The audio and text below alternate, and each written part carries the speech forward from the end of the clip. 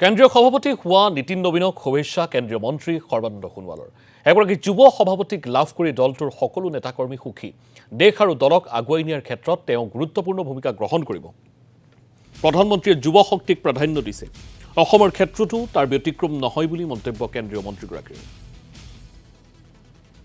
সমগ্ৰ ভাৰতবৰ্ষৰ 14 কোটি 8 লাখ বিজেপিৰ নিষ্ঠাবান কাৰ্যকৰ্তাৰ কাৰণে আজি এটা অত্যন্ত ভাল দিন। কাৰণ এগৰাকী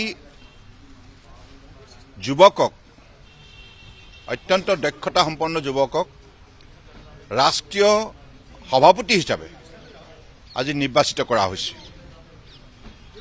নীতিন নবীন আপোনালোকে সকলোৱে জানে, অত্যন্ত অভিজ্ঞতাপুষ্ট, অত্যন্ত শক্তিশালী যুৱ নেতা আৰু ৰাষ্ট্ৰীয় সমিতিৰ সভাপতি হিচাপে আজি দায়িত্বভাৰ গ্ৰহণ কৰি তেখেতে যুৱকসকলক ভাৰতবৰ্ষত নিষ্ঠাৰে দেশ সেৱা কামত আত্মনিয়োগ কৰাৰ বাবে আহ্বান জনাইছে।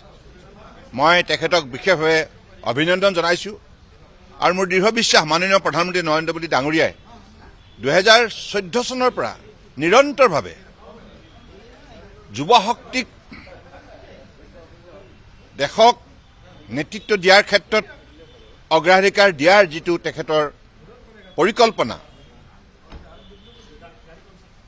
আজি সেই পৰিকল্পনাৰ আধাৰতে আমি সকলোৱে এগৰাকী যুৱকক আমাৰ সভাপতি হিচাপে আজি পাবলৈ সক্ষম হৈছোঁ।